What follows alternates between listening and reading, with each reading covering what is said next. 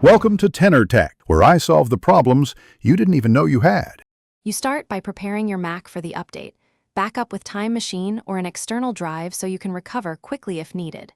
Once done, plug the Mac into power and connect to a stable Wi-Fi network. Make sure battery stays charged during installation. Check storage, free at least 15-20 GB because updates need space to unpack.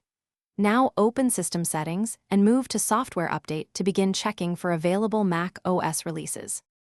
You'll download and prepare the installer now. In System Settings, go to General, then Software Update, and tap Download when the update appears. While downloading, close non-essential apps and save work so file conflicts don't interrupt installation. Large updates can take 20-60 minutes depending on connection. Make sure you read the release notes so you understand changes.